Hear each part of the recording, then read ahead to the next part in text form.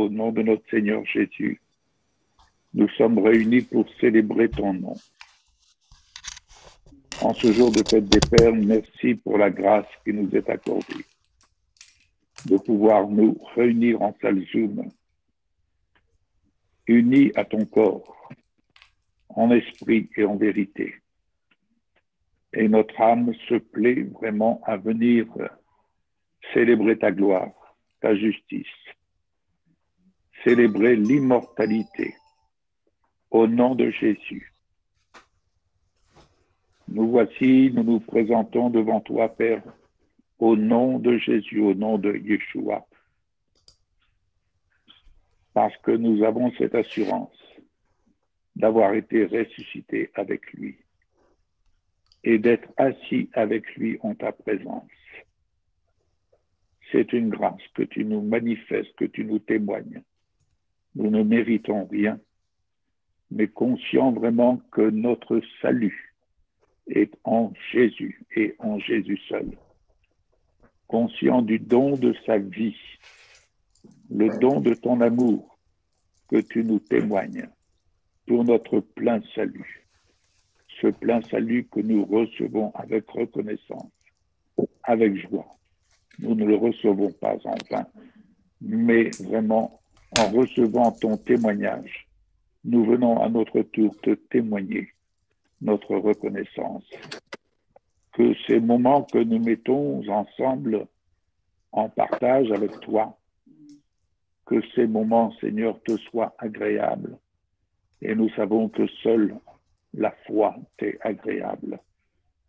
Merci, Père, reçois et puisses-tu vraiment accueillir l'odeur de notre foi que nous t'exprimons en parole et en action. Au nom de Jésus-Christ. Amen. Amen.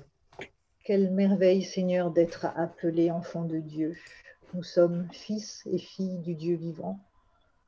Et en ce jour de fête des Pères, Père, tu es le Père au-dessus de tous les Pères, tu es notre Père céleste et nous voulons te célébrer.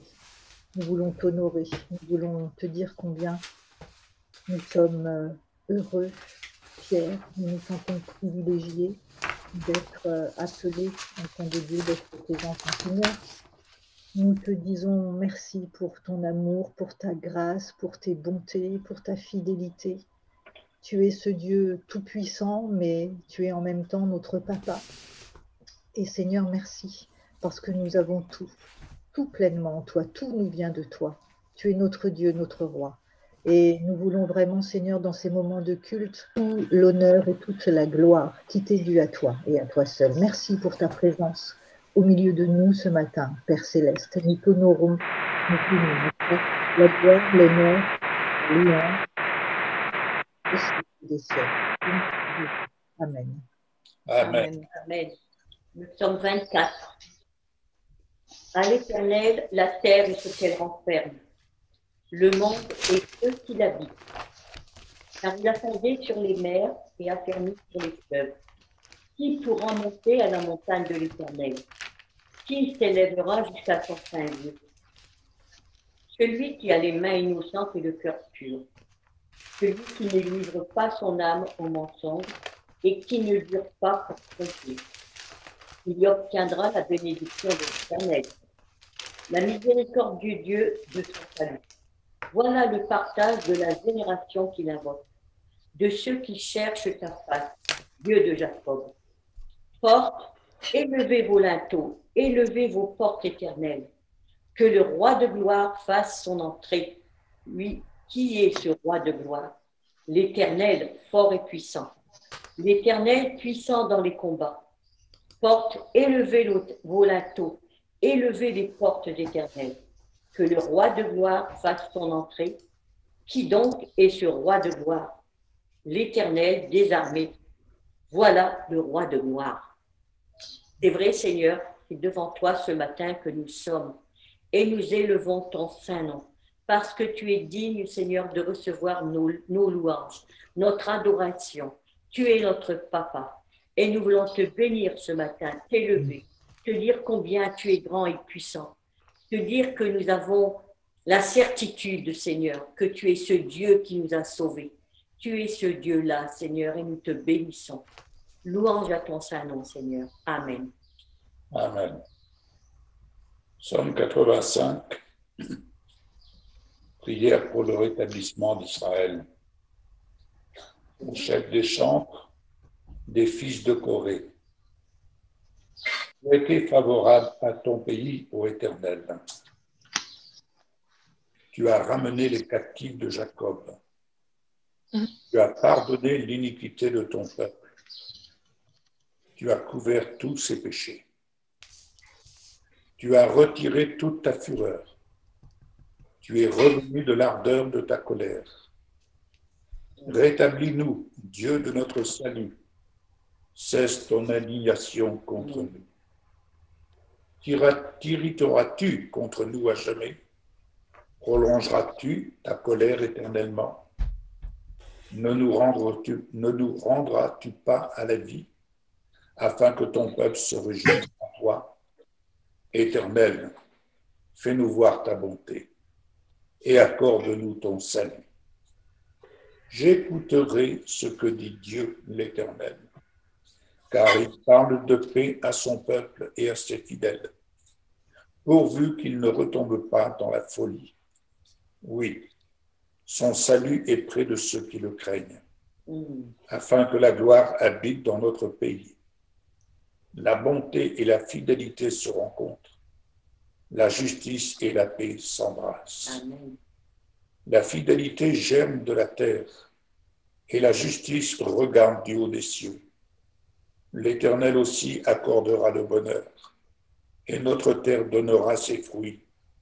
La justice marchera devant lui, et imprimera ses pas sur le chemin. Alléluia. Amen.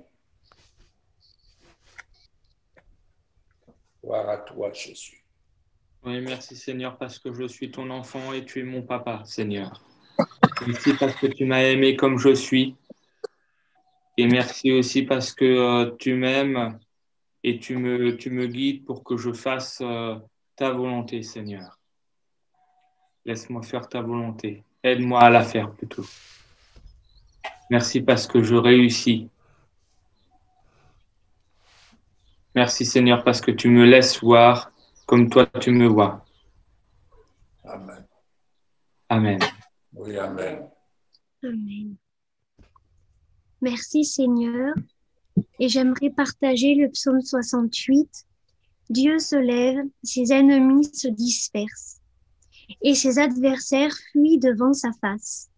Comme la fumée se dissipe, tu les dissipes.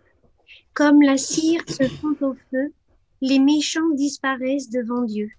Mais les justes se réjouissent, ils triomphent devant Dieu. Ils ont des transports d'allégresse. Chantez à Dieu, célébrez son nom, frayez le chemin à celui qui s'avance à travers les plaines. L'Éternel est son nom, réjouissez-vous devant lui. Le Père des orphelins, le défenseur des veuves, c'est Dieu dans sa demeure sainte. Dieu donne une famille à ceux qui étaient abandonnés, il délivre les captifs et les rend heureux. Les rebelles seuls habitent des lieux arides. Merci Seigneur, je te rends grâce et je te loue, car tu es Dieu, tu es éternel, et ton nom est au-dessus de tout nom. À toi soit toute la gloire, Père éternel. Amen. Amen. Amen. Il est beau de louer l'Éternel et de célébrer ton nom, ô Très-Haut, d'annoncer le matin ta bonté et ta fidélité pendant la nuit, pendant les nuits. Tu es l'Éternel qui règne, tu es revêtu de majesté. Tu es saint de force, afin que le monde devienne ferme et qu'il ne chancelle pas. Ton trône est établi dès les temps anciens. Tu existes de toute éternité. Merci parce que, à tes yeux, nous, tes enfants, nous sommes justes et les justes croissent comme le palmier. Ils s'élèvent comme le cèdre du Liban. Ils sont plantés dans la maison de l'Éternel. Ils prospèrent dans les parvis de notre Dieu.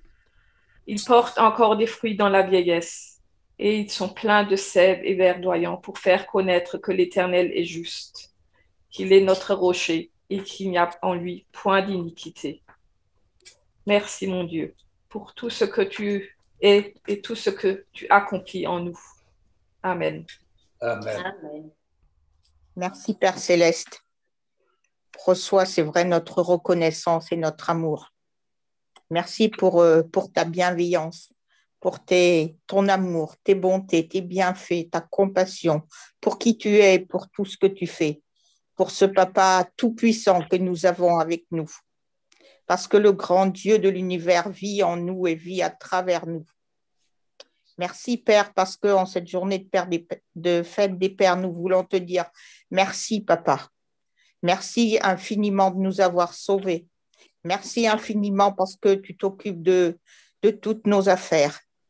Et merci infiniment pour ta grâce et tes faveurs envers chacun d'entre nous. Nous sommes tes enfants bien-aimés et nous te disons merci et nous t'offrons toute notre reconnaissance et tout notre amour. Merci parce que tu nous as donné Jésus-Christ, ton Fils bien-aimé. Et Seigneur, merci parce qu'il a donné sa vie pour nous, pour le salut de notre âme. Merci parce que nous te sommes reconnaissants, vraiment reconnaissants pour tout cela. Au nom de Jésus. Amen. Amen. Oui, Père, je te rends grâce ce matin pour ta présence à mes côtés, Seigneur. Amen. Que ton nom ce matin soit élevé et honoré partout. Tu es ce Papa céleste, Seigneur, qui prend soin de chacun de nous, qui veille sur chacun de nous. Alors ce matin, nous t'honorons en cette occasion de fête des Pères, mais nous t'honorons, Seigneur, tous les jours, Seigneur, pour ce grand Dieu, pour qui tu es à nos côtés. Reçois, Seigneur, mon adoration. Parce que tu marches à nos côtés, tu nous guides. Ta parole, Seigneur, est une lampe à mes pieds. Et je te rends grâce, Seigneur, pour cette parole de vie, pour cette parole d'amour qui nous fait grandir chaque jour. Honneur et gloire à toi, Seigneur, Papa céleste. Amen. Amen. Amen. Allez. Merci. Je te remercie encore de ce que j'entends dans mon cœur, de ta parole, de ce que je retiens, de ce qui est bon, de ce qui vient de toi, Père, et qui opère une réelle transformation de jour en jour, au fil des jours. Oui, Père, merci. Aide-moi, s'il te plaît, que mon esprit se soumette à ton esprit, que je ne sois plus esclave de quoi que ce soit, que je sois conduite par ton esprit, Père, que je sois sous l'emprise de ton esprit, que je me laisse élever par ton esprit, que je sois transportée, Père, dans les lieux élevés, dans les lieux de tout là-haut, afin de voir d'en haut, comme on nous l'apprend à voir d'en haut avec les yeux de la foi. Merci, Père, de m'éclairer, de m'ouvrir les yeux de la foi. Merci, Père, aide-moi à me positionner afin de gagner mon défi avec la bannière de ton amour. Parce que je suis plus que vainqueur, c'est dit dans ta parole. Tu l'as dit que je suis plus que vainqueur. Parce que tout est possible à celui qui croit. Oui, je te crois, Seigneur mon Dieu. Que je sois imprégnée de ta parole. Que j'en sois grandement imbibée comme le gâteau, imbibée. Que ta parole, Père, qui se veut rassurante, me procure une sensation nouvelle à chaque fois. Une sensation de détente, un désir surtout de te connaître bien plus et de reconnaître combien tu es grand, combien tu es puissant, combien ton amour est inimaginable et que je ne me rends pas compte de cet amour que tu déverses. Oui, merci. Que je puisse être en admiration en te contemplant, en pesant et en analysant les mots qui me dévoilent à chaque fois une nouvelle facette de ta personne.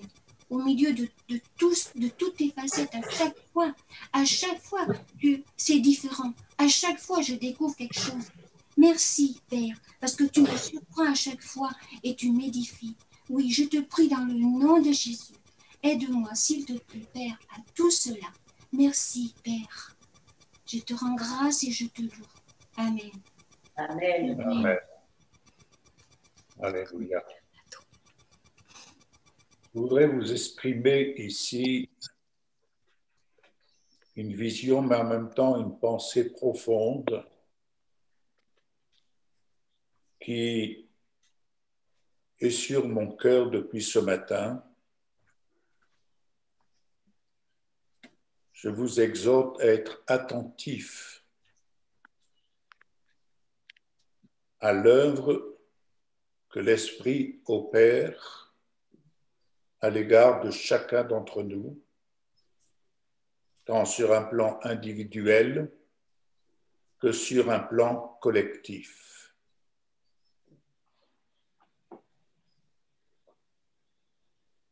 C'est le moment, on a souvent parlé du temps de préparation,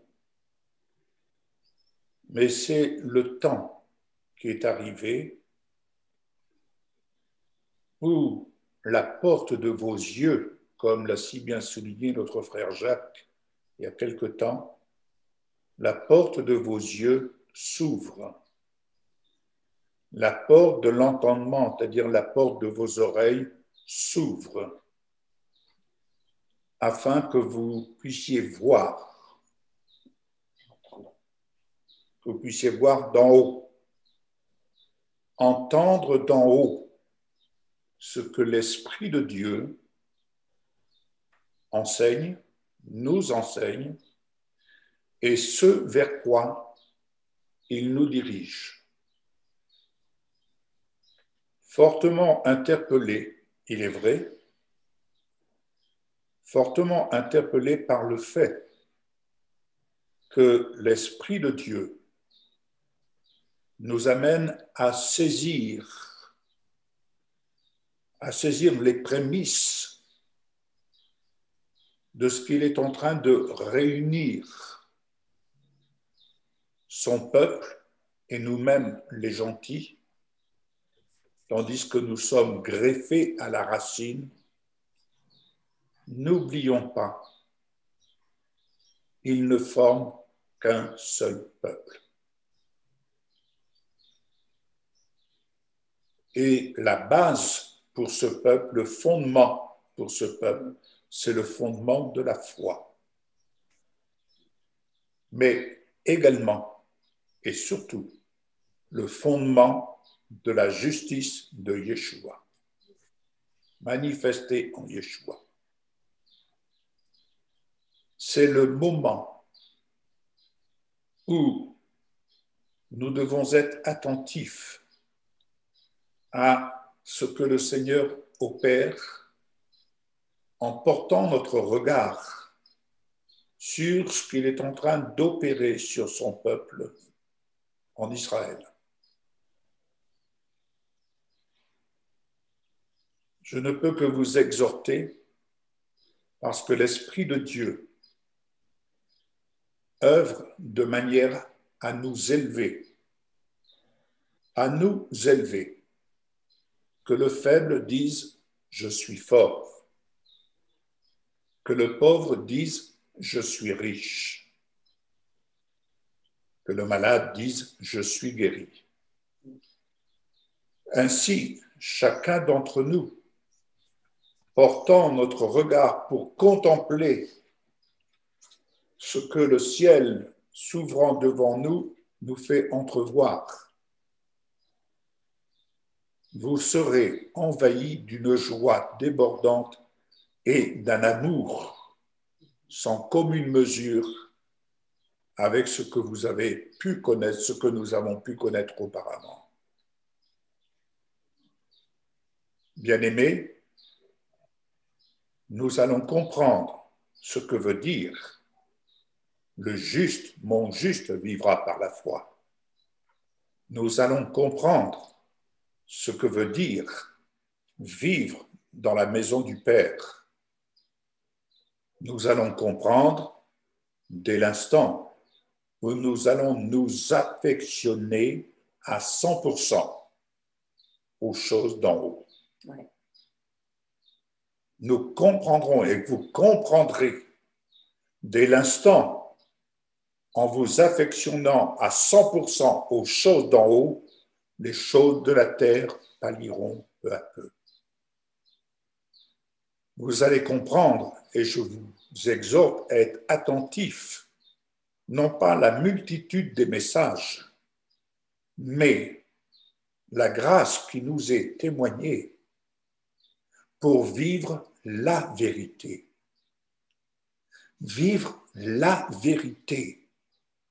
Pas vivre des vérités que l'on va papillonner de droite et de gauche, mais vivre la vérité qui nous affranchit et qui nous rend libres. Que veut dire qui nous rend libres? C'est-à-dire, elle nous rend et elle nous fait prendre conscience de notre identité en Yeshua, greffée à la racine, notre identité avec le peuple juif de ceux-là qui reconnaissent Yeshua comme leur sauveur. Bien-aimés, la grâce qui nous est témoignée, qui nous rend libres, c'est de prendre conscience que l'Esprit de Dieu nous conduit parmi tous ceux-là qui sont appelés de lui. Nous prenons conscience de ce que cela veut dire. Nous faisons partie d'un même peuple. Nous faisons partie d'un même peuple. Il m'est difficile, quand il m'est difficile de trouver dans mon vocabulaire les mots qui peuvent exprimer au plus juste ce que je peux ressentir durant ces jours, dans cette dimension dans laquelle je n'ai de cesse de projeter mon regard et de ce que je perçois. Et une chose est certaine,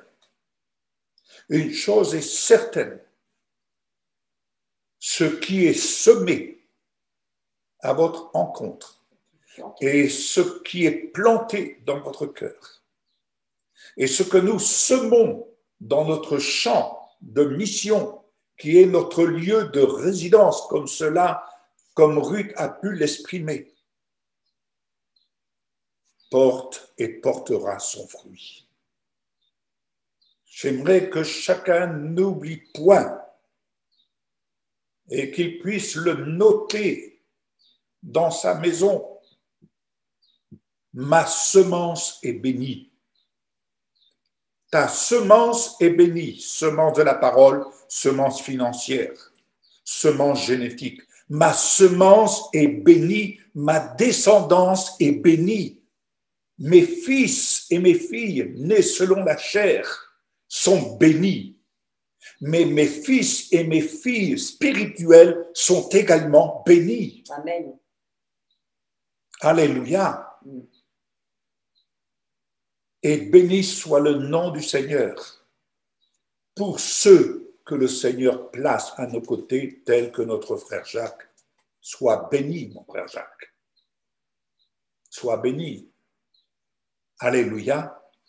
Bien-aimés, goûtez la richesse de Dieu et goûtez vraiment votre identité en Yeshua.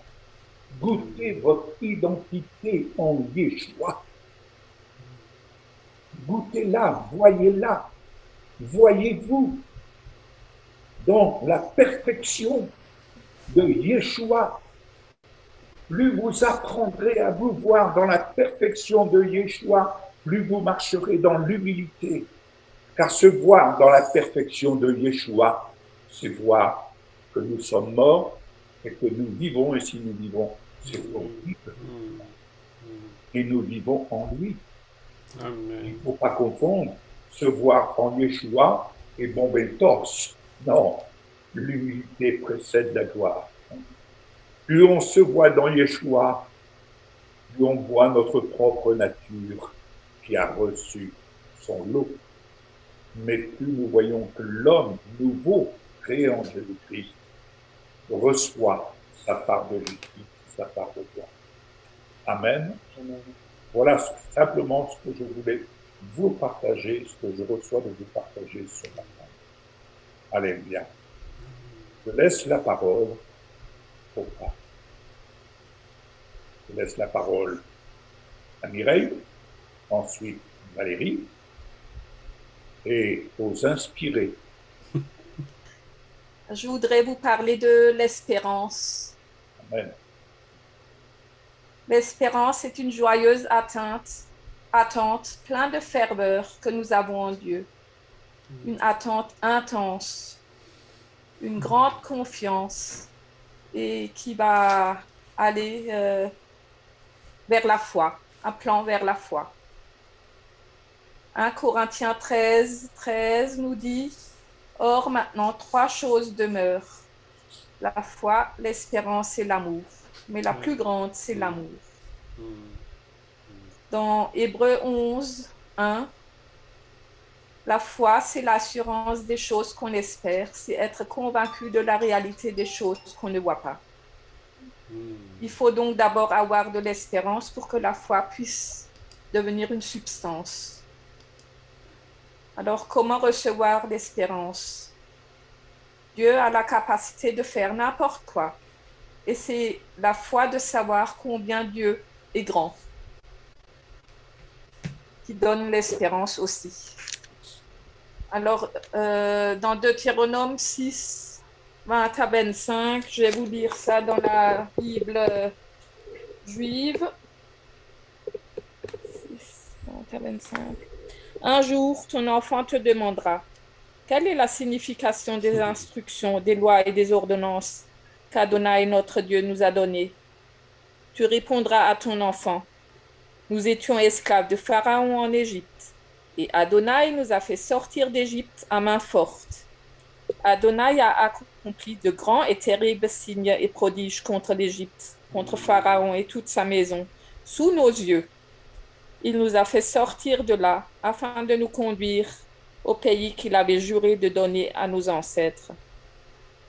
Adonai nous a ordonné d'observer toutes ces lois, de craindre Adonai notre Dieu, toujours pour notre bien, afin qu'il nous garde en vie, comme nous le sommes aujourd'hui.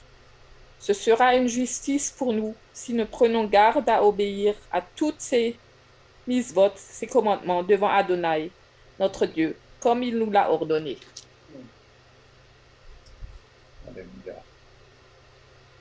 Donc, pour avoir de l'espérance, regardons à ce que Dieu a fait déjà pour nous.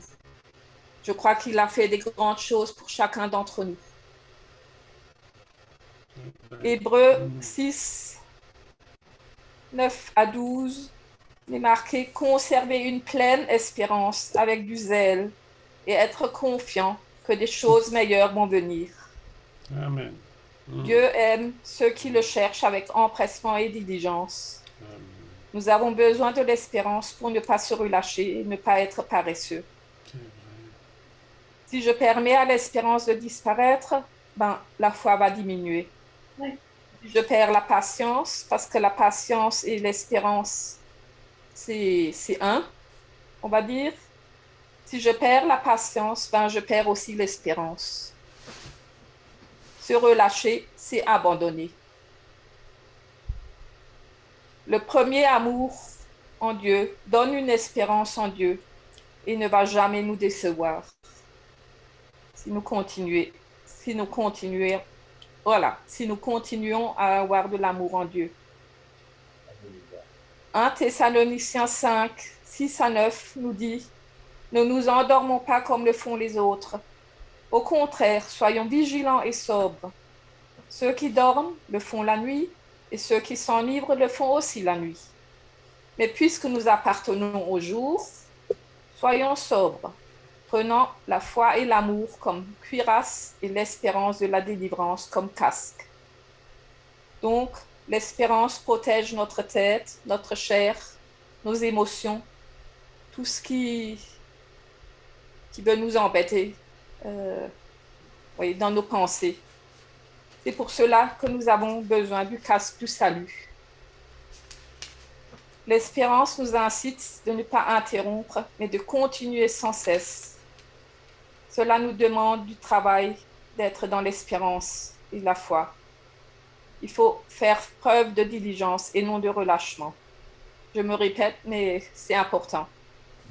Si nous perdons la patience, l'ennemi va essayer de prendre l'espérance.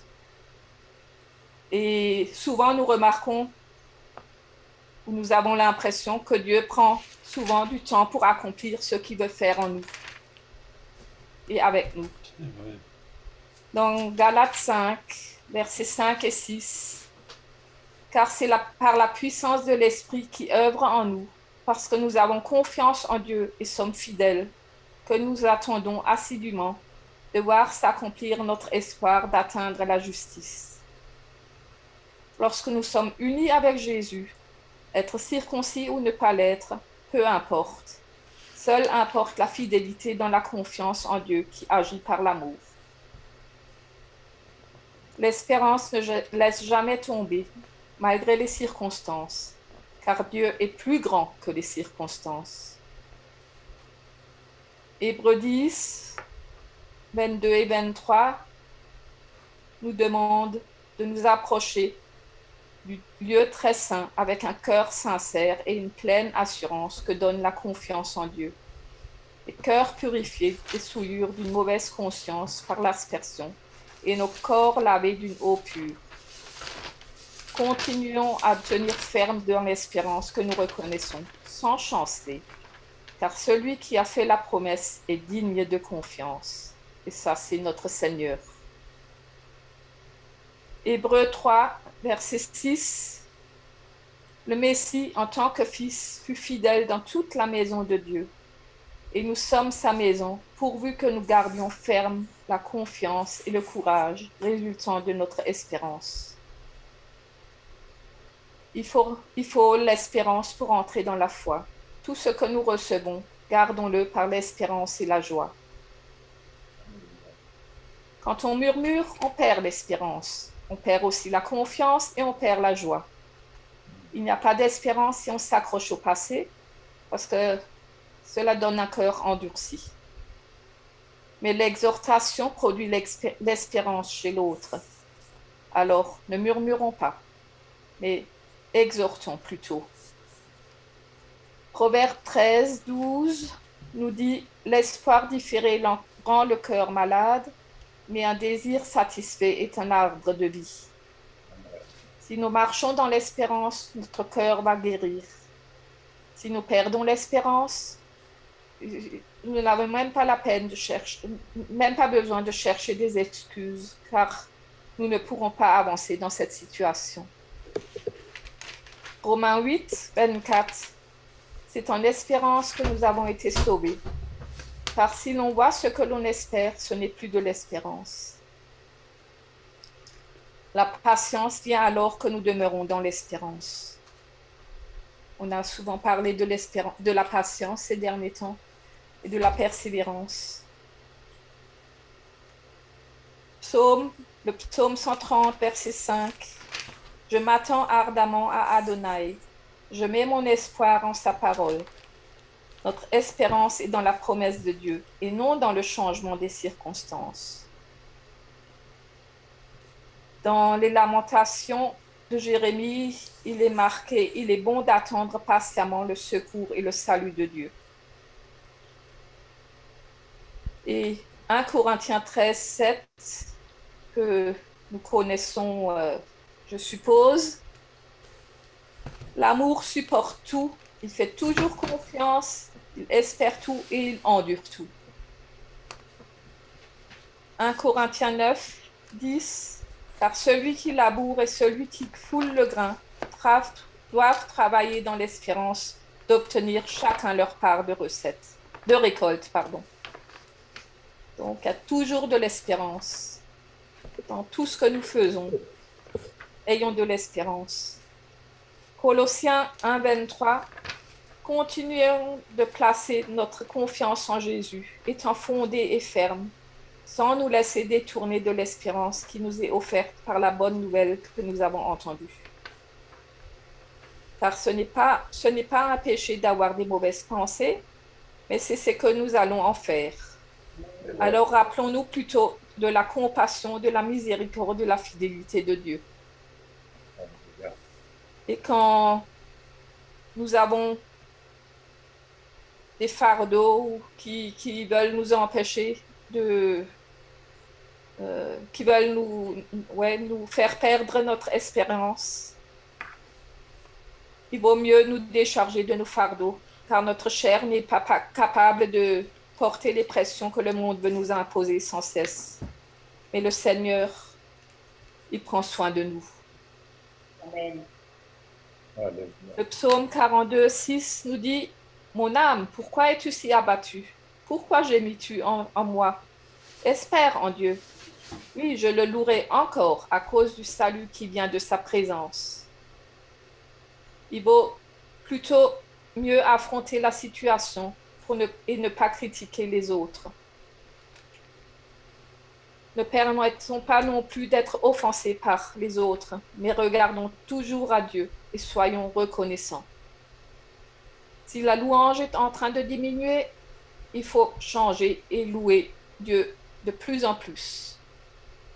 Nous sommes coupables de parler plus de nous que de Dieu. Dieu n'a pas été créé pour nous, mais attendez.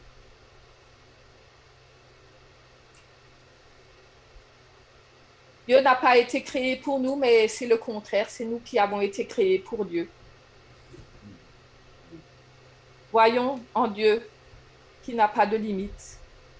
Ne considérons pas nos propres corps et nos capacités, car l'espérance est la porte qui s'ouvre pour nous amener et nous tenir dans la foi. Abraham n'a pas seulement reçu les bénédictions par la foi, mais aussi par l'espérance d'abord. Romains 15, 13 nous dit que Dieu, source de l'espérance, nous remplit de toute joie et de tout shalom, tandis que nous continuons de lui faire confiance, afin que par la puissance du Saint-Esprit, nous débordions d'espérance. Donc, notre futur est assuré aussi longtemps que nous suivons le Seigneur. On ne reçoit pas l'espérance par nos propres forces, mais par la grâce. Colossiens 1, 27 nous dit « Christ en vous, l'espérance de la grâce, de la gloire ».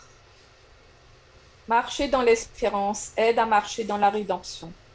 Si nous sommes remplis d'espérance, il nous faut encourager les autres. Il faut de l'espérance pour marcher dans l'amour.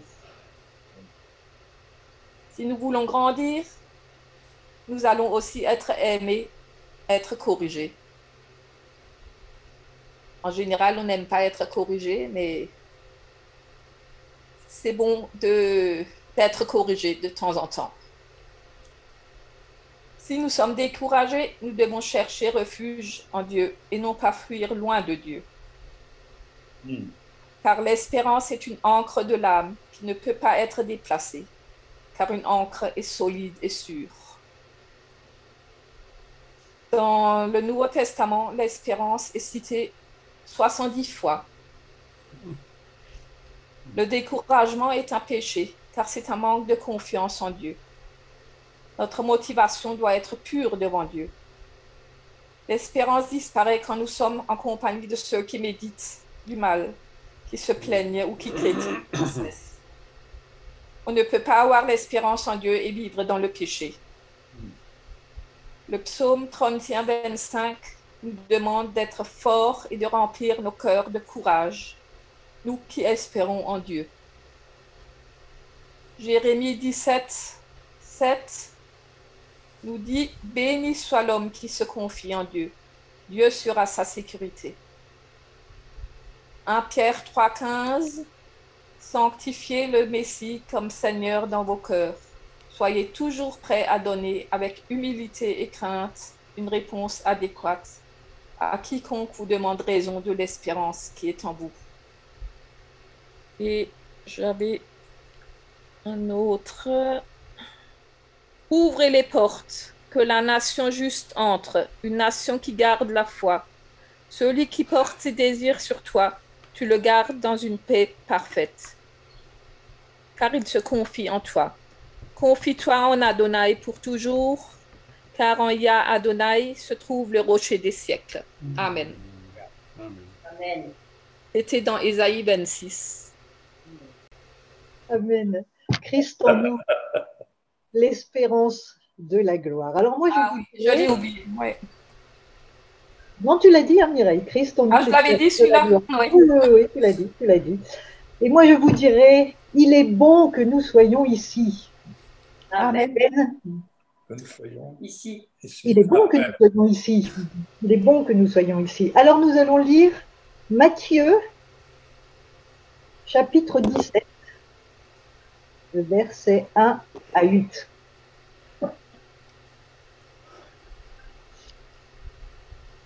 Et nous allons commencer la lecture un petit peu avant, Matthieu 16, 27.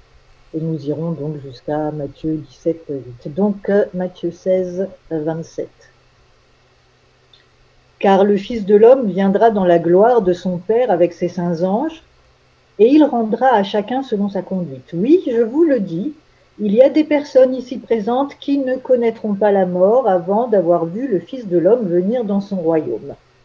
6 jours après, Yeshua prit avec lui Képha, Jacob et son frère Yohanan, c'est-à-dire Pierre, Jacques et Jean, et les emmena à l'écart sur une haute montagne. Comme il le regardait, il commença à changer d'apparence. Son visage se mit à briller comme le soleil et ses vêtements devinrent blancs comme la lumière. Puis ils le regardaient, ils virent Moshe et Eliyahu, c'est-à-dire Moïse et Élie, qui parlaient avec Yeshua. Képha dit à Yeshua, « Il est bon que nous soyons ici. Seigneur, je vais installer 3 abris si tu le désires, un pour toi, un pour Moshe et un pour Eliyahu. » Pendant qu'il parlait encore, une nuée éclatante de blancheur vint les envelopper, et une voix se fit entendre de la nuée. « Celui-ci est mon fils que j'aime et en qui je trouve tout mon plaisir, écoutez-le. » Lorsque les Talmudim entendirent cela, ils furent si effrayés qu'ils se jetèrent visage contre terre. Mais Yeshua s'approcha d'eux, les toucha et dit « Relevez-vous, n'ayez pas peur. » Ils levèrent alors les yeux et virent que Yeshua se tenait là, seul. Jésus donc prend avec lui Pierre, Jacques et Jean et les emmène avec lui sur une haute montagne. Vous avez tous peut-être saisi en entendant la haute montagne, puisque c'est un thème que nous abordons quand même très souvent. Quand il est parlé de haute montagne, en réalité, il est question des lieux célestes. Et de ce positionnement, il voit donc Jésus tel qu'il est dans la gloire céleste, et puis il voit aussi Moïse et Élie. Marc nous raconte ce moment exactement de la même manière. Si vous voulez le lire, on ne va pas le lire parce qu'il le dit exactement pareil, c'est dans Marc 9. En revanche, le récit de Luc est un petit peu différent. Et là, je vous invite à venir dans Luc. C'est Luc 9, du verset 28 à 33. Et là, je vais vous le lire parce que le récit est un petit peu différent de ce que nous relatent Matthieu et Marc. Alors, Luc 9, 28 à 33. Environ une semaine après que Yeshua eut dit ces choses, il prit avec lui Képha, Yohanan et Jacob et monta dans les collines pour prier. Comme il priait, l'aspect de son visage changea et ses habits devinrent d'une blancheur chatoyante. Soudain, il y eut là 2 hommes qui s'entretenaient avec lui, Moshe et Eliyahu.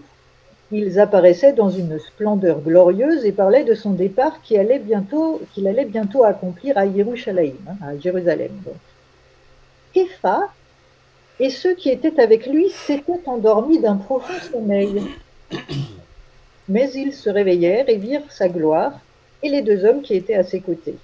Comme les 2 hommes quittaient Yeshua, Képha, ne sachant ce qu'il disait, lui dit « Il est bon que nous soyons ici, Rabbi.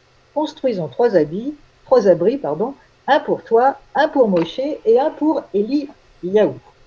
Alors là, si vous avez bien écouté, nous ne sommes plus sur une haute montagne, mais nous sommes dans les collines. Et nous y sommes pour prier. Parce que si vous avez remarqué, Marc et Matthieu ne disent pas que Jésus a emmené les trois pour prier. Il est dit qu'il les a emmenés dans une haute montagne, sur une haute montagne. Et là, il les emmène sur la colline et c'est pour prier. Alors là, le positionnement est différent puisque vous conviendrez qu'il y a une grande différence de hauteur entre une haute montagne et une colline. Et puis, deuxième chose donc à noter, c'est que, c'est ce que je viens de vous dire, Jésus les emmène sur la colline pour prier, ce qui n'est pas le cas sur la haute montagne. Nous avons donc là deux angles différents.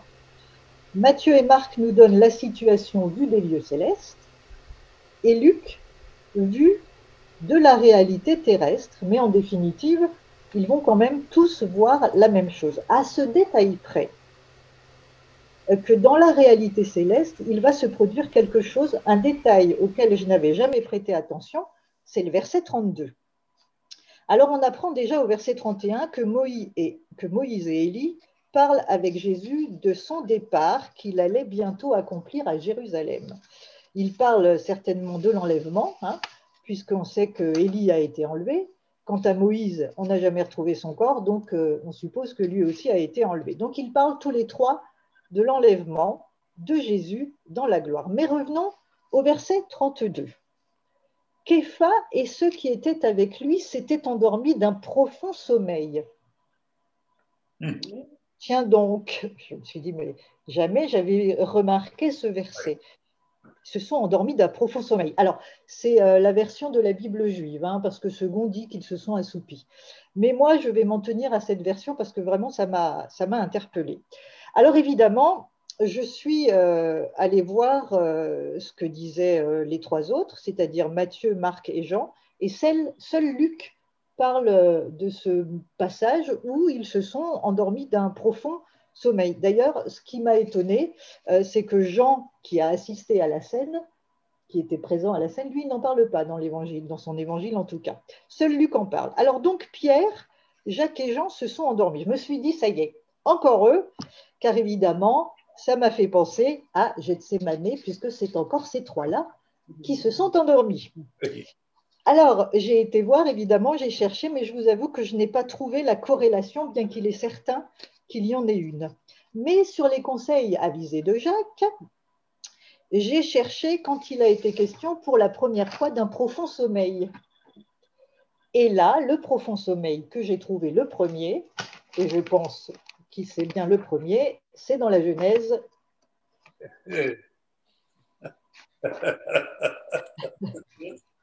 Dans la Genèse au chapitre 2, versets 21 à 24. Alléluia. Oh. Alors, je vais vous le lire. Versets donc 21 à 24, Genèse 2. Alors Dieu fit tomber un profond sommeil sur l'être vivant, et pendant qu'il dormait, il prit l'une de ses côtes et referma l'endroit d'où il l'avait prise avec de la chair. Adonai Dieu fit un être femme de la côte qu'il avait prise à l'être vivant, et il l'amena à l'être homme. L'être homme dit « Enfin, voici l'os de mes os et la chair de ma chair, elle sera appelée femme », en hébreu « Isha », parce qu'elle a été prise de l'homme, en hébreu « Ish ». C'est pourquoi un homme quittera son père et sa mère et s'attachera à sa femme, et ils seront une seule chair. Alors vous allez me dire, quel est le rapport? C'est la question que je me suis posée aussi en premier, quel est le rapport? Alors j'ai cherché, j'ai réfléchi, j'ai prié évidemment, parce que je me suis dit, si je suis interpellée sur ce moment, c'est que certainement, Seigneur, tu veux me dire quelque chose, ou tu veux que je trouve, ou que je comprenne. Alors ce que j'ai compris, c'est ma compréhension. Eh bien, je crois que Pierre, Jacques et Jean, qui sont la garde rapprochée de Jésus, puisque c'est principalement eux quand même qu'on voit en action parmi les 12, et ce n'est pas un hasard, puisque ce sont eux qui ont été choisis pour donner naissance et pour porter la communauté messianique, c'est-à-dire les Juifs et les Goïm, les gentils, qui reconnaîtront Jésus, Yeshua, comme le Messie. Alors donc, Pierre, Jacques et Jean sont endormis d'un profond sommeil parce qu'ils sont choisis pour porter ce message. C'est un moment prophétique. Que se passe-t-il dans la Genèse quand Adonai fait tomber un profond sommeil sur l'être vivant? Les sages d'Israël disent qu'il y a 70 interprétations possibles par verset. Alors voici ce que moi j'ai interprété, peut-être dans ces 70 interprétations, peut-être en aurais-je une bonne. Alors la Bible dit que nous sommes créés à l'image de Dieu. Dieu a donc une partie masculine et une partie féminine. Ça, c'est pas mon interprétation. Et puis j'ai écouté Jacques, qui est quand même un des spécialistes de la Genèse, en parler. Donc Ish, partie masculine, la rigueur, Isha, partie féminine, la bonté, donc la Gvoura et le Chesed en hébreu. Ish et Isha, c'est aussi, je crois, l'image d'Israël et des gentils. Israël qui a été plongé dans un profond sommeil afin que nous, les gentils, les non-juifs, ayons accès au salut et qu'ensemble, nous devenions une seule chair, c'est-à-dire l'épouse de Christ, et c'est ce que Paul avait découvert. Je vous invite à lire Éphésiens 5, versets 31 à 32.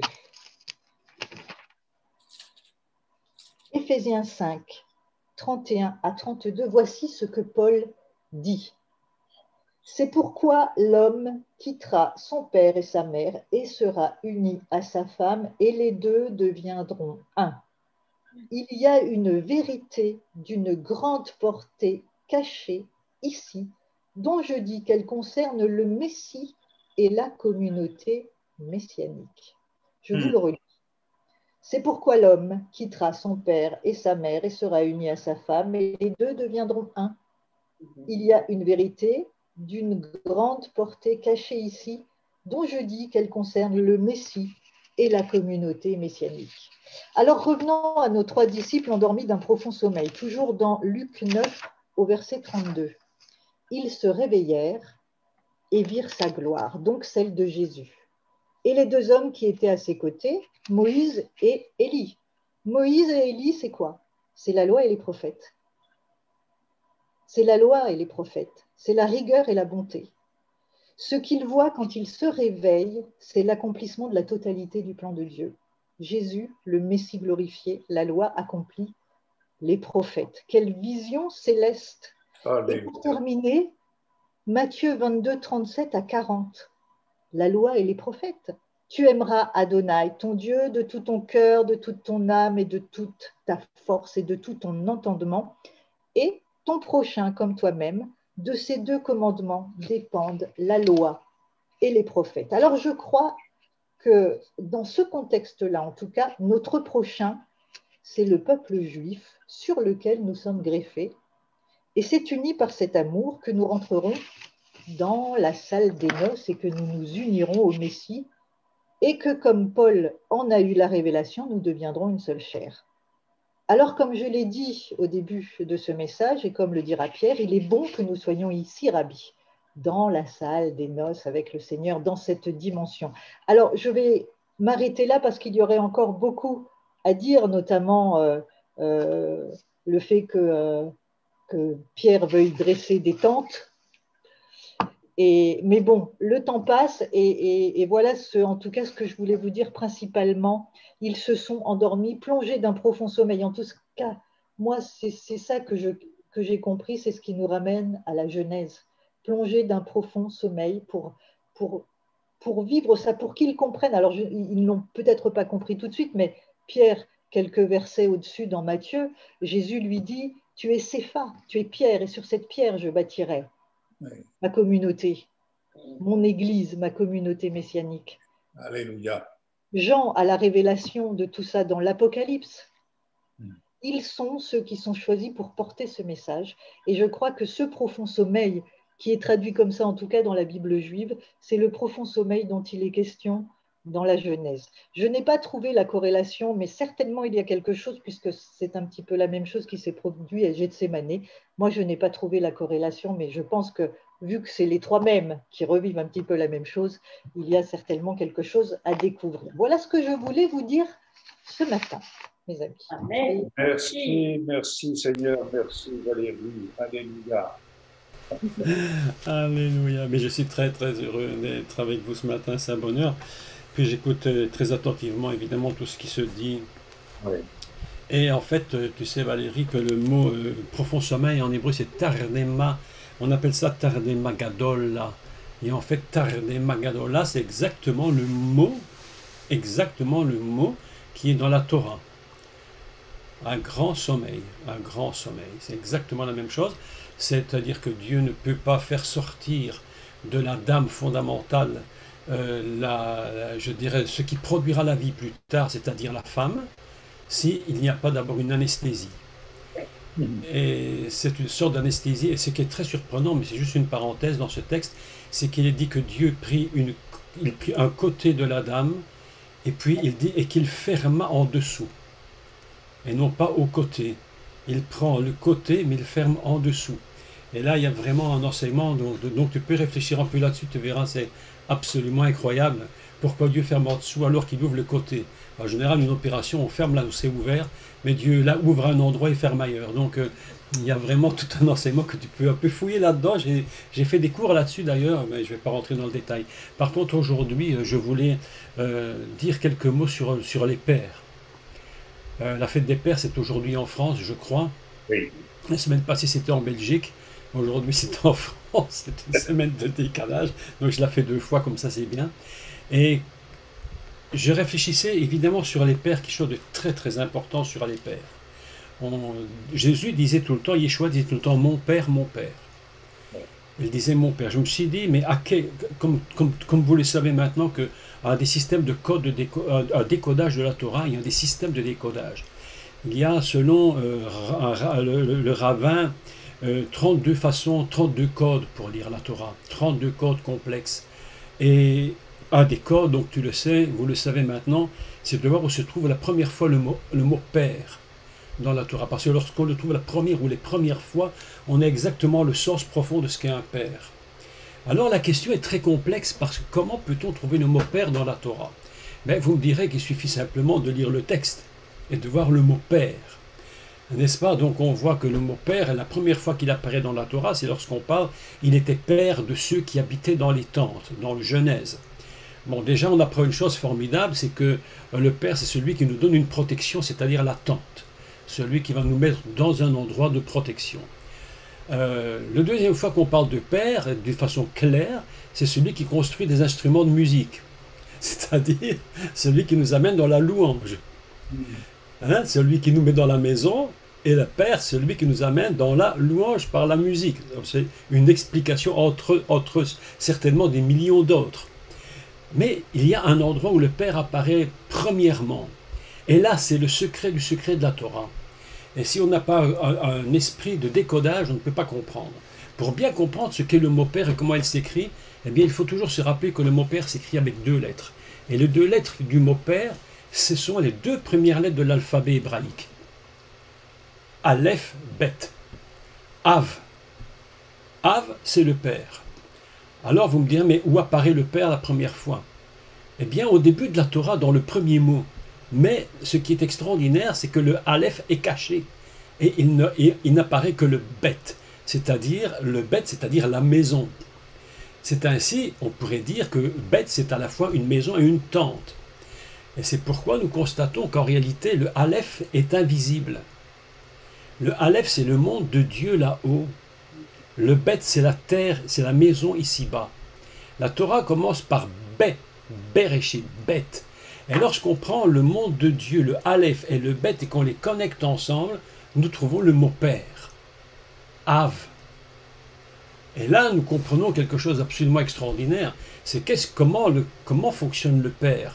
En fait, le Père, selon la volonté de Dieu, c'est celui qui est le plus élevé et qui connecte avec celui qui est ici-bas. C'est pourquoi Yeshua, et nous-mêmes d'ailleurs, nous sommes ici-bas dans la tente, D'ailleurs, on le dit que nous sommes dans une tente. En réalité, on appelle ça une souka. Et il nous met dans cette tente et il nous dit, parce que vous êtes ici, que je vous ai créé en bas, vous devez vous connecter en haut avec moi. Et nous trouvons Aleph en haut, le 1, qui vaut l'unité divine fondamentale, et le Bet qui vaut 2 ici-bas. Lorsqu'on connecte le Bet et le Aleph, nous trouvons le mot Père. Et ce n'est pas par hasard, parce que c'est ainsi que s'appelle Avraham. Avraham commence par Aleph Bet. Il commence par Aleph Bet, c'est-à-dire qu'il est Père, non seulement ici-bas, mais connecté complètement là-haut. Et le Père qui est connecté là-haut a une puissance, mais tellement inimaginable, que c'est la raison pour laquelle, tout du moins une des raisons pour laquelle, dans les 10, ce qu'on appelle communément les 10 paroles, les 10 commandements, le 5e commandement, si je ne me trompe pas, le 5e, c'est « honore ton Père ». C'est-à-dire que si tu es sur terre et que tu n'honores pas le Père dans la dimension céleste, vous savez que le problème des hommes, le problème de l'humain, c'est quoi? C'est qu'en honorant le Père ici-bas, il ne se rend même pas compte qu'il honore le Père là-haut. Et que quand tu touches le Père en bas de façon injuste, en fait tu touches le Père là-haut de façon injuste. Et vous avez remarqué que le 5e commandement, c'est ce qui sert de charnière entre tout ce qui est en haut, Dieu, parce que les 10 commandements fonctionnent au niveau du Père. Je voudrais vous expliquer quelque chose d'absolument extraordinaire. Les 10 commandements fonctionnent sur le pivot qui s'appelle le Père. Oui. Tout ce qui se trouve au-dessus du 5e commandement, c'est là-haut. C'est-à-dire, tu aimeras l'Éternel ton Dieu, tu feras Shabbat, etc. C'est en haut. Tout ce qui se trouve en dessous du Père, c'est ici-bas. Oui. Et honorer le Père, c'est vraiment la charnière, la porte, si vous voulez, honorer son Père, c'est la porte entre le céleste et le terrestre. Celui qui n'honore pas le Père, ici, nous ferme la porte là-haut. C'est pourquoi il est écrit « honore ton Père et tu allongeras tes jours ». Parce que nos jours ne dépendent pas d'en bas, mais ils dépendent d'en haut. Oui. Donc, c'est tout le secret du... C'est pourquoi... Vous savez, je vais vous dire une chose extraordinaire. Et toi, Valérie, qui cherche beaucoup, faire une grande recherche intéressante sur le pourquoi les 10 commandements sont écrits dans un ordre particulier. C'est un ordre particulier, c'est pas n'importe quoi. Ils ne sont pas écrits par hasard, tu aimeras, tu ne tueras pas, tu ne voleras pas. Non, il y a un ordre. Et on remarque que le 5e, c'est le Père, honore ton Père et ta mère, parce que s'il y a un père, automatiquement il y a une mère, il ne peut jamais y avoir de père sans mère, ça n'existe pas. Et vous savez que même aujourd'hui, en voulant détruire la notion du père sur la terre, oui. En détruisant la notion du père, on détruit la notion de la mère. Oui. Automatique. Donc automatiquement, on va détruire la vie. Oui. Donc on est en train de se rendre compte que honore ton père et ta mère, le 5e commandement qu'ils sont en train de briser aujourd'hui, est en train de fermer la porte du ciel pour le monde. Alors j'ai dit honore ton père et ta mère. Je me suis dit mais mon Dieu, quand j'enseignais sur les 10 paroles, je me suis dit il y a quelque chose d'extraordinaire. Et en plus il faut que vous sachiez que les 10 paroles c'est quelque chose d'extraordinaire parce que les 10 paroles, on appelle ça en hébreu Aseret Adevarim ou Aseret Adibrot. Ça veut dire quoi? Ça veut dire que les 10 paroles, le mot parole est à la fois féminin et masculin. Il est impossible dans la pensée divine de séparer le masculin du féminin. Si on sépare l'un de l'autre, on touche au commandement numéro 5 et on détruit l'humanité. Et vous savez pourquoi on détruit l'humanité? Je vais vous dire encore un secret. Écoutez bien le secret. Quand j'ai cherché, j'ai dit, mais comment peut-on lire les 10 commandements? Il y a 2 façons de lire les 10 commandements. Soit tu lis 1, 2, 3, 4, 5, 6, 7, 8, 9, 10, mais probablement vous le savez, la Torah peut se lire à l'envers. Elle se lit à l'endroit et à l'envers. Donc si tu prends le 10, c'est que tu fais 1, le 9, tu fais 2, le 8, tu fais 3, quand tu arrives à 5, dans ce sens-là, descendre 1, 2, 3, 4, 5, il devient le 6 en montant. Et le 6, c'est quoi le 6? Le 6, c'est le jour de l'Adam, où Adam apparaît sur terre. Tu touches au Père, tu détruis le Fils. Tu touches le Père, tu détruis le Fils. C'est pourquoi Yeshua va dire, celui qui me connaît, connaît mon Père. Celui qui ne veut pas me connaître et me reconnaître, ignore qui est mon Père. Parce que lorsque tu touches au Père, au 5, quand tu remontes, tu touches au Fils. C'est le jour de la dame, le 6. Vous comprenez mon raisonnement? Alors, c'est un texte absolument extraordinaire. Parce que quand tu lis la Torah à l'envers, parce qu'on peut lire la Torah à l'envers, hein, c'est très complexe, hein, c'est très compliqué, mais on peut la lire à l'envers. Dans certains moments, tu découvres des choses incroyables. Et bien, dans les 10 commandements, nous sommes au niveau du Père. Et je suis en train de me dire, on est en train aujourd'hui de fêter la fête des Pères en France, la semaine passée en Belgique, et en réalité, ils sont d'une hypocrisie qui a atteint un tel niveau qu'en faisant la fête des Pères commercialement, ils sont en train de détruire le Père complètement spirituellement, et ils ne se rendent même pas compte qu'ils détruisent le Fils, et ils détruisent la notion de la mère. Donc cette fête des Pères est absolument incroyable, est absolument fabuleuse. Et lorsque nous lisons Abraham, nous rend la puissance du Père. La puissance du Père est telle que c'est lui qui la première fois va donner la notion de la maison. Av, Aleph, Bet, Bet la tente. C'est pourquoi il est écrit que la première fois que le mot Père apparaît dans sa totalité, Avira, mon père, Avira le père, donc dans sa forme possessive, c'est celui qui mettait les tentes sur la terre. Pas par hasard, hein. Il n'y a aucun hasard dans la Torah. Non, nous nous trouvons dans un système de père absolument extraordinaire. Lorsqu'on supprime la notion du père, on détruit la notion de la mère. Et lorsque et ce qui est extraordinaire dans le décodage hébraïque, c'est lorsque l'on prend la valeur père, il vaut la valeur du mot père, le poids du mot c'est 3. Et la valeur du mot mère, M, 41. Et quand vous ajoutez père et mère, ça fait 44. Et 44 c'est quoi? C'est Yeled, c'est un enfant. Donc, je dis qu'on touche au père. Mais souvent j'ai enseigné que les gens ne se rendent pas compte que lorsqu'ils touchent ici-bas quelque chose, en fait ce n'est pas ici-bas qu'ils touchent en premier, ici-bas c'est la résurgence minimum de quelque chose de céleste. Lorsqu'on touche au Père ici-bas, on touche au cœur du Père là-haut. Et lorsqu'on touche le cœur du Père là-haut, il y a une blessure dans le cœur de Dieu que le monde ne peut même pas imaginer. Honore ton Père, automatiquement ta mère. Pourquoi le père et la mère? Parce que père et mère forment l'enfant. Que l'enfant forme, écoutez, c'est absolument incroyable. Lorsque l'enfant honore le père et la mère, il unit le chiffre et trouve 44. Et qu'est-ce que c'est 44? Mes amis, 44, c'est 2 fois 4. 1 en haut et 1 en bas. Et qu'est-ce que c'est la valeur 4 dans la Torah, le code de Torah? 4, c'est les 4 lettres du nom divin. L'Éternel. Et 4 en bas, les lettres du nom divin en bas sur terre. Le Père et la Mère représentent l'unité divine totale. Lorsqu'on supprime ça, la fête des pères n'existe même plus. La seule véritable fête des pères, il faut bien le dire, la seule véritable vraie fête des pères, c'est celle dont Dieu nous dit « Honore ton père et ta mère là-haut ». Honore ton père et ta mère là-haut. Parce que si tu ne le fais pas ici, là-haut, tu le détruis. Quelque chose d'absolument incroyable. Et c'est pourquoi, lorsque on rentre dans le cycle du Père, on va constater quelque chose d'absolument formidable, c'est que ce cycle du Père, Av, va produire un mot, un nom, qui est Avram, Père grand, grand, celui qui est un homme grand, beaucoup, un Père immense. Un Père immense. Et si vous prenez le texte tout à fait surprenant d'ailleurs de Genèse, chapitre Genèse 1 à 9, vous allez voir que dans ce texte de Genèse 1 à 9, où il est dit, le mot Abraham est repris 7 fois, et le mot pays est repris 7 fois.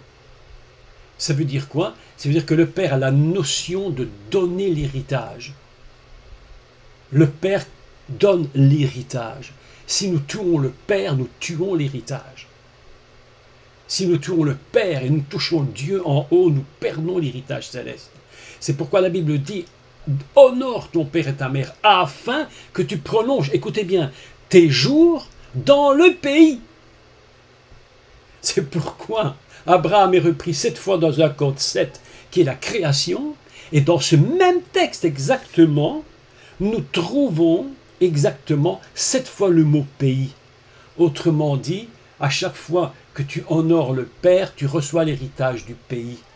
Mais si tu déshonores le Père, tu perds l'héritage, tu perds le pays, tu perds tout ce qui se trouve dans cet héritage. Un homme dans la Bible avait compris quelque chose.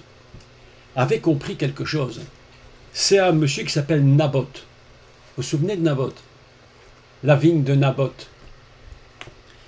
Le roi Shaoul, le mauvais roi, était venu lui dire, écoute, j'ai vu qu'à côté de chez moi, à côté de mon palais, il lui dit, tu as une très belle vigne.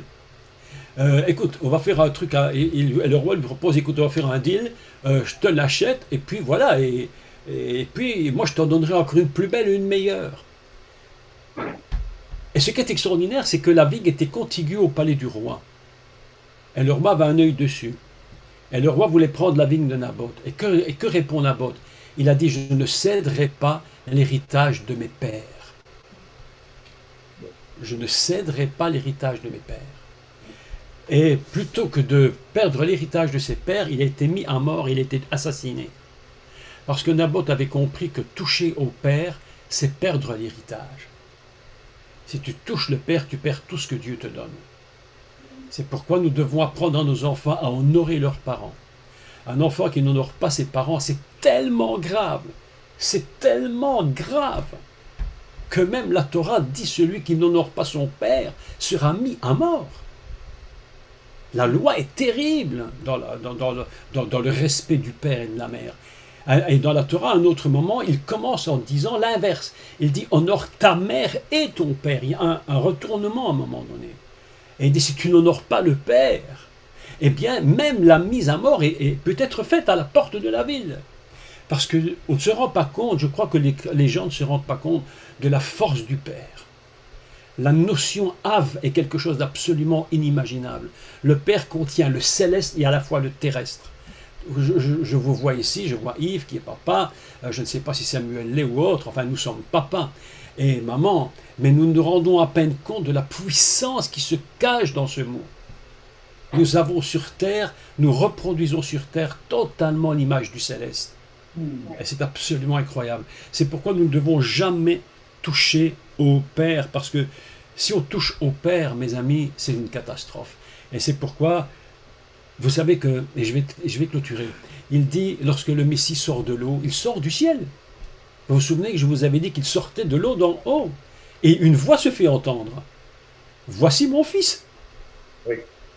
C'est qui parle? Le Père. Qu'est-ce que ça veut dire, voici mon fils bien-aimé? Ça veut dire quoi, mon fils? Nous rappelons qu'Adam, en réalité, que le Messie est appelé le dernier Adam, c'est-à-dire le Fils. Et qu'est-ce que Dieu dit? Voici mon Fils. Si je décode le texte, tu vois Valérie, comment on peut décoder ce texte? Si je décode le texte, voici mon Fils, qui c'est le voici? Qui c'est qui parle? C'est le Aleph. Mon Fils, celui qui est sur terre, qui est venu ici-bas, le bête. Qui c'est les deux? C'est Av, le Père. Voici mon Fils, bien-aimé. C'est le Père connecté avec le Fils. Ouais. Et à ce moment-là, qu'est-ce qui se produit? Eh bien, au moment où le Messie sort de l'eau, eh bien, c'est le commencement du monde qui recommence. Le Messie recommence le monde à zéro.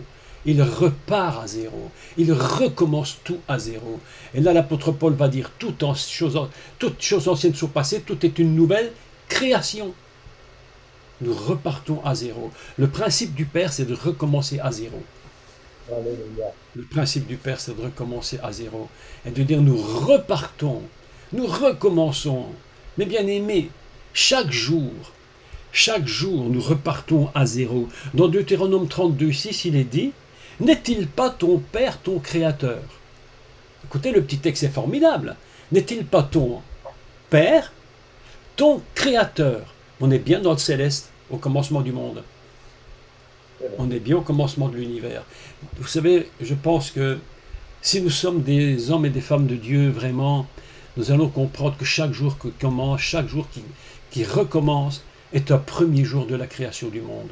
Oui. Est un premier jour de bénédiction.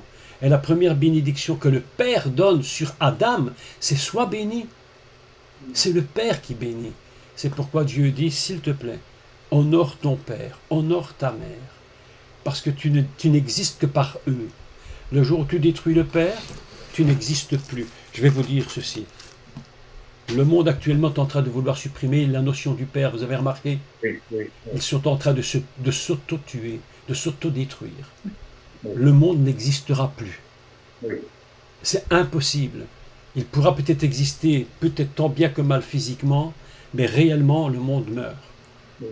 Aujourd'hui, le monde est en train de mourir dans une hypocrisie absolument fabuleuse qui est la fête des pères, la fête des mères. En réalité, je vous dis, ils n'en ont rien à fiche.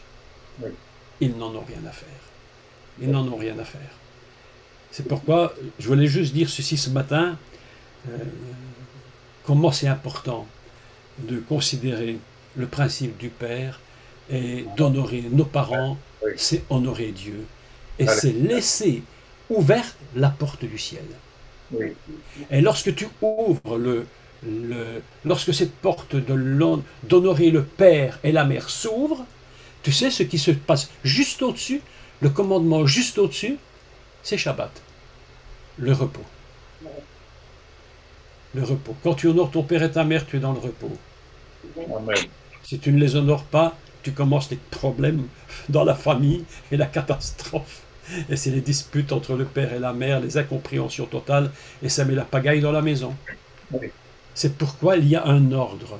Il y a un ordre. Premièrement, Dieu, Aleph, puis nous descendons en or, pas d'idole, etc.